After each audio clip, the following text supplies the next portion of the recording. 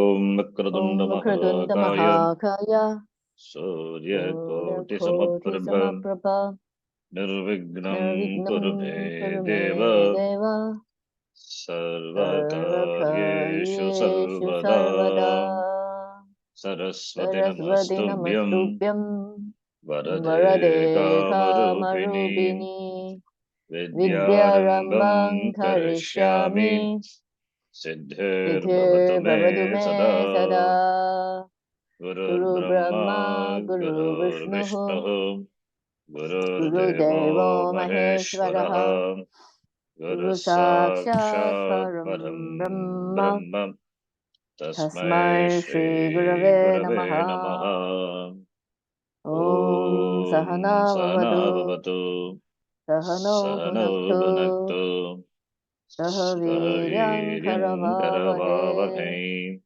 Tejasvinavadhetamastu Ma Vidvishavahe. Tejasvinavadhetamastu Om Om Shanti Shanti Shanti Shanti Shanti. Shanti Om Shri Paramatmane Namaha Om Shri Paramatmane Namaha.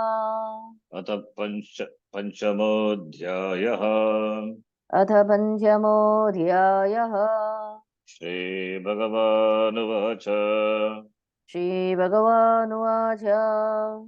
Shloka number 23 Shaknoti haiva yassodhum praksharira vimokshanat Shaknoti haiva yasodhum praksharira vimokshanat. praksharira vimokshanat At prak Kama krodhodbhavam vegam sayuktas sasukhi naraha Kamakrodotpavam vegam sayukta sasukhi naraha. Yaha, the, the one who is able to endure praksharira vimokshanat. That means before release from the body. It means while living. One who is able to withstand the force of kama and krodha. That person is yuktaha, it's a yogi. Is an together person. It's a yogi, yuktaha. And is nara, is sukhi. Is an happy person. Is a happy person. This shloka we saw. The one who is able to master the force, the vegam, the force born of udbhava, born of anger and krodha, kama krodha. Iha means here in this loke, here it's in this world. Before release from the body, prak sharira, before prak sharir vimokshana. Vimokshana is release. Sharirasya vimokshana. Sharirat vimokshanam. Release from the body. Prak before. That person is yuktaha karma yogi, is sukhi, is an happy person. Is a happy person. Here Bhagavan is saying that you don't control kama and krodha, desire and anger. Rather, you knock off the kama krodha udbhavam begam, the force born of kama and krodha. First, you should know how to take care of the force, vega. Yeah, it is a force. Kama and krodha is a force. Because there is some sort of helplessness. Helplessly, the person acts out of kama and krodha. That's why vega, by the wind of, by the forceful turbulence, you say. Turbulence of kama and krodha, the person is carried away. He loses his control, loses his senses, loses his discriminative shakti, power. Jayato vishayan pumsaha sangasteshu pachayate sangat sanjayate kamaha kamat krodho bijayate. When krodhat bhavati sammogaha, then sammogat smriti vibhra, smriti vimshat, buddhi nashaha, buddhi nashat pranashati. Whatever he had learned, he has gained knowledge, everything is lost when he is under the influence of kama and krodha, the force of kama and krodha. Therefore, first you should know how to take care of the force, vega. Then you can take care of the desire and anger and the pain that becomes a cause for that force. Because you feel only the force. Therefore, first is when you are under the influence of kama and krodha, the force have to be handled. Then we can go to the cause. of kama and krodha and can be handled. Behind every pain, there is an expectation. Every pain is because of some expectation. So it doesn't mean we should not expect, but as long as expectation is keeping with dharma, it is fine. Even if it is expected and not gained, if the person has the prasada buddhi, then it becomes a yoga. Then there is no pain. That is why raga dvesha, the handling of raga dvesha by karma yoga. So behind every pain, for a normal human being, there's an expectation. An unfulfilled expectation leads to anger. Kamat krodha habijayate, as we have seen. Kama and krodha, therefore, they are certain sting. They are certain sting, therefore it is painful. And by taking care of the force born of them, you remove the sting. Thus, one has to pay attention to kama and krodha, because it is very powerful and therefore it causes pain. Therefore, the force of kama and krodha causes a sting. Therefore, the entire psychology of the Gita is in terms of ragas and dveshas. The whole Gita is raga dvesha handling. Raga dvesha can be handled only by doing karma, the spirit of karma yoga, bringing in Ishvara, Ishvararpana buddhya, awareness of Ishvara. Otherwise, the raga dvesha can be neutralized. There is no way of neutralizing raga dvesha. So, raga and dveshas, the management of one's likes and dislikes. That's why karma yoga is the best tool, best sadhana for handling. It prepares. But the question is how long? How long we cannot answer. That depends on the individual. So, therefore, preparation only takes time. For jnanam, jnanam is not an event. When the person is ready, then when he receives the teaching from the teacher, then he gains knowledge, becomes free. So freedom from samsara is not little by little. Knowledge happens, ajnanam goes away, then it is moksha. But there are inhibitions in the mind, that is in the form of raga and dveshas.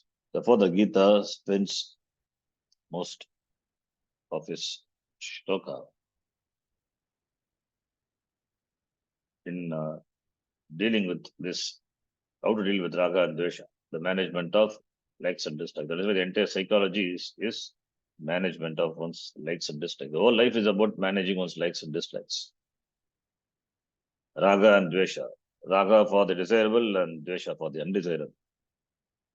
And raga for the desirable, also, if it is in keeping with dharma, then it is at least we can accept. But if it's adharmika, then it's very difficult. Even if it is keeping with dharma, but the raga, if it is binding, then it's a problem. So therefore, it is difficult, but not impossible. One has to grow to be that person who can efficiently handle raga dvesha. Therefore, this is, as Swami Vivekananda says, this world is a gymnasium where we have come to exercise our willpower and make us strong. So this raga dvesha handling, therefore, the entire psychology of the Gita is in terms of raga dvesha is true, absolutely true. The management of one's likes and dislikes. One's life is all about managing one's likes and dislikes. So by managing one's likes and dislikes, a normal person can overcome all the psychological problems that he or she may have. So all the psychological problems have the roots in this likes and dislikes. Therefore, if one is able to manage, then one can handle the psychological issues. Such problems are natural, yes. That's also we have to accept. Such problems are natural for the human being. It is not something abnormal. It is natural. And only is a human being. Such problems are natural. That one is angry is normal. That one has desire is normal. That one is subject to pain is also normal. It's normal psychology. That is why it dealt by Gita. Otherwise, why should Gita deal with? Therefore, this first we have to accept this is normal. That is why Gita Upadesha. This normal psychology is dealt with by the Gita in terms of likes and dislikes. Kama is normal, Krodha is normal, everything is normal. That is why Gita talks about how to handle it. If it is something abnormal, it's inhuman, then Gita will not talk about it. And Kama desire is a common word for both Raga and Dvesha. We have seen. Both are Kama only. It's a common word. Ishtabhisheshu Ragaha, Anishtavisheshu Dveshaha. So it is a form, Dvesha also is it's a form of desire only. Kama is purely a want. I want. The sense of lack, the sense of inadequacy. I want. The thought process through which you desire an object is called Kama. In the beginning, it is in the form of a sankalpa. Dhyayato Vishayan Pumsaha, Tangasteshu Pajayate, Sangat, Sanjayate Kamaha, in the form of the Sangha. You connect with the object, not physically, but mentally. Then that turns into a stronger one, that is called Kama. In the beginning, a thought comes, then Vishaya Dhyanam, then there is Sangha, some importance is given to the thought. When it becomes strong, then it becomes Kama. When it becomes Kama, then it is difficult to manage. When it is obstructed, it will convert into anger. Therefore, the desire can either be to gain something, Raga, or to avoid something, Dvesha, to retain something, gain, or to get rid of something but that one already has. So, both are nothing but the form of Kama, desire only. This Kama produces a certain force, certain symptoms which are indicative of the virulence of the desire, the force of the desire. If these symptoms were not there, you would know that whether the Kama was a binding desire or not binding desire. The force, Kama, Kamodbam, Vegam. The Vega is there, then it is a binding desire. Vega is not there. The force is not there. You are not disturbed. At the same time, you have Kama, then it is not a binding desire.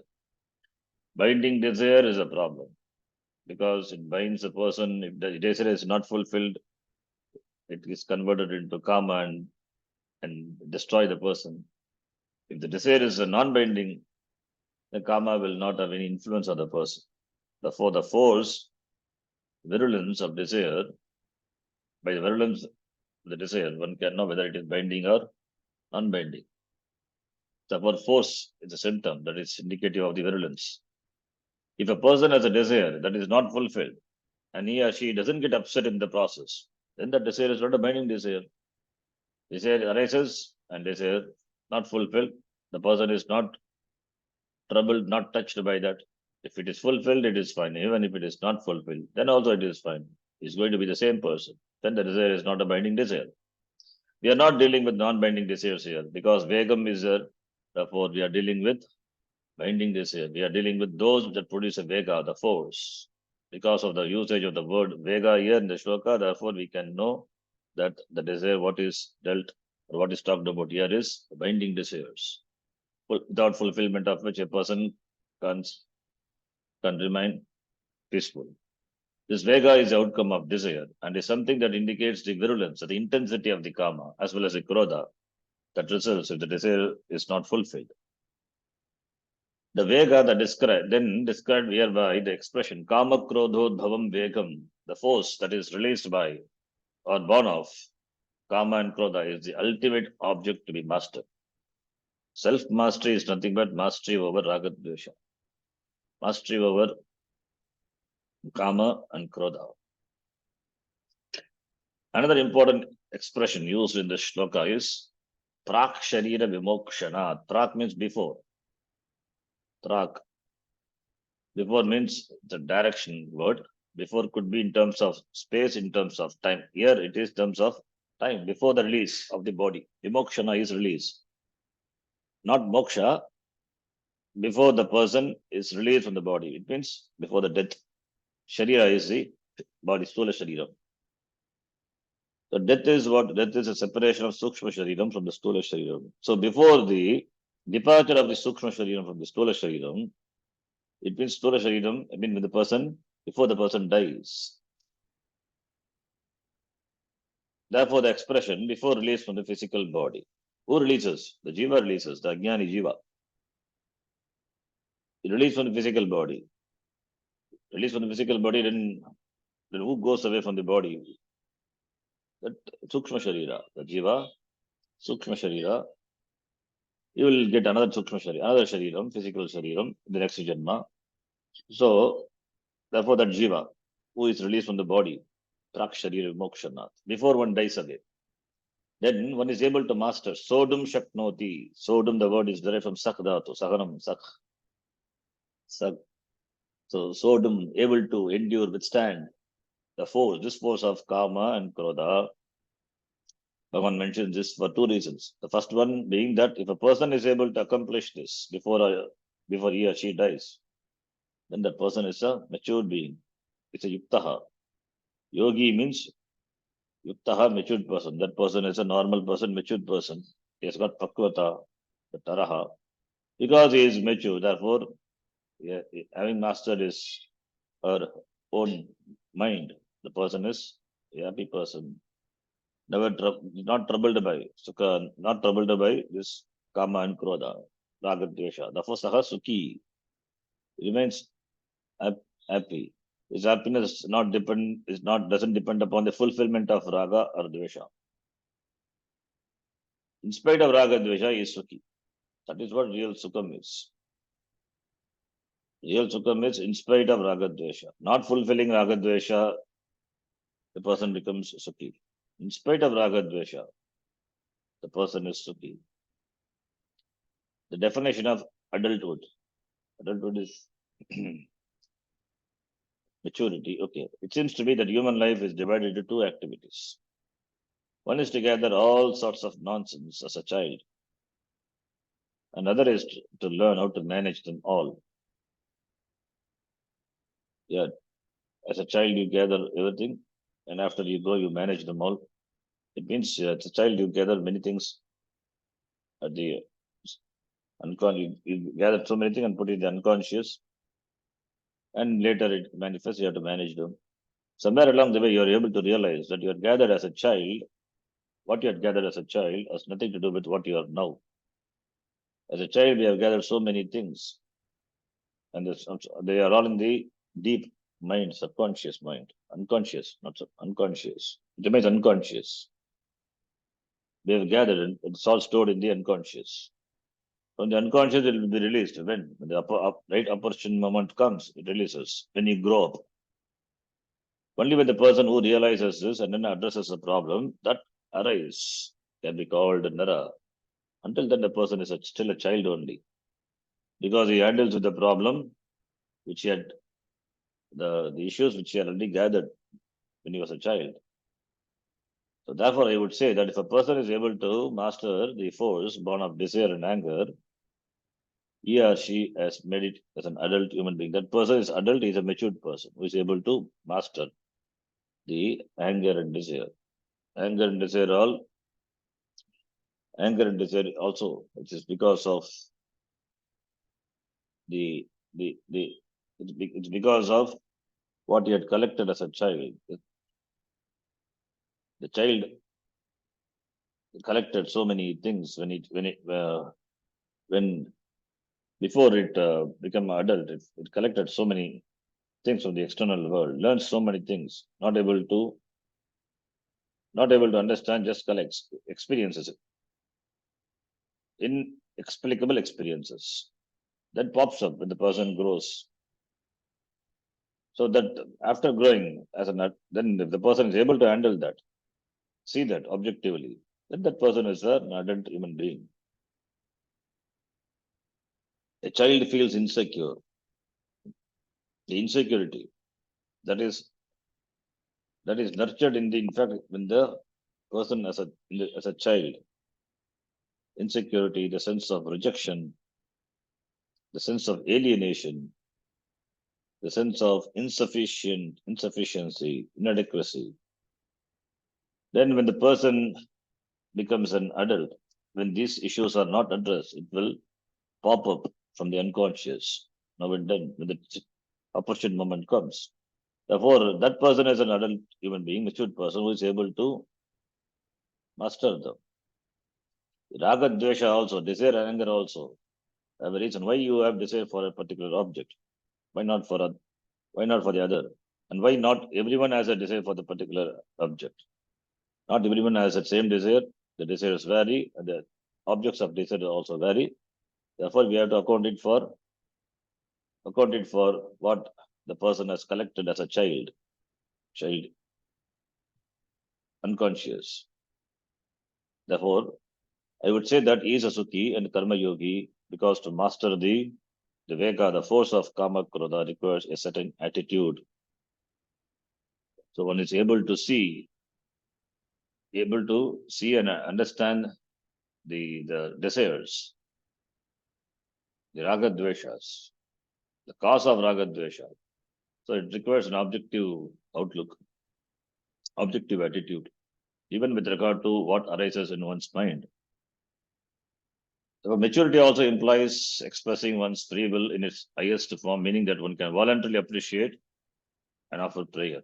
Prayer and prayerful attitude are the expressions of a mature will. Important Vakya. Prayer is not out of helplessness. Prayer and prayerful attitude is born of free will, and that of a matured person, mature will it is. Because without the prayer, without Ishvara Anugraha, how one would be able to withstand or handle the force of Raga Dvesha, which have the seed in the unconscious, which have seed in the seed form. It is in the unconscious, collected when the person was a child. So every desire has got some cause. The cause will lead to the experiences what the person has gained as a child. So therefore, prayer and prayerful attitude. Something triggers. Therefore, he has raga. He develops desire and dvesha. Raga for an object, we cannot explain why we have raga for certain things. Why dvesha for certain things? The likes and dislikes. It is inexplicable. Not everyone has uniform likes and dislikes for the objects. It varies. Why? What is the reason? It varies. So it means we have to account for the experiences what the person has collected as a child, because everyone's childhood is not same, parentage is not same, and that also depends on karma and other factors. Therefore, the prayer and prayerful attitude are the expressions of a matured person, matured will. That involves prayer involves free will. Free will, absolute exercise of choice of your free will, prayer. Therefore, the matured person will surrender to the Lord. He will offer prayer and have this prayerful attitude. In fact, they are all based on will alone, free will alone. No one is driven to prayer. You choose to pray. You are driven to swear, to cry, and to do variety of things, but you can never be driven to prayer. Even if one prays at a moment of distress, when he's in problem, a person prays. This will is expressing in its highest form. In the act of prayer, you don't see the one to whom you pray. Ishvara is nowhere around. Whom do you pray to? All you see are the contending forces you have to deal with. Therefore, if in the process of living, if a person is able to appreciate Ishvara and offer prayer to him, that person becomes a Karma Yogi. Without this, the Kama Krodha Bhavam Vegam is not easy to master. Important. I think this should be highlighted. Beautiful point here. Nobody has taught like this. This particular religious conversion, as it were, has to take place in the person, and what is implied here by the word Yuktaha Yogi. And this Karma Yogi, this matured person who is able to master the force of desire and anger, is a happy person, is a Sukhi, Sasukhi Naraha. Beautiful line it is. In the act of prayer, you don't see the one to whom you pray. Ishvara is nowhere around. To whom do you pray? All you see are the contending forces you have to deal with. Therefore, in the process of living, a person who is able to appreciate an Ishvara and offer prayer to him, that person becomes Karma Yogi. Therefore, Karma Yogi is a highly matured person. Without this, being a Karma Yogi, Karma yoga means he enjoys, he has a prayerful attitude. Without prayerful attitude, it is not easy to master the force of kama and krodha. That is a point. We'll stop here. Contemplate on this. We'll see tomorrow. Om Purnamadav Purnamidam Purnat Purnamudachyate Purnasya Purnamadhaya Purnamevavashishyate. Om Shanti Shanti Shanti. Hari Om Shri Gurubhyo Namaha. Hari Om. Dhanyavadaha.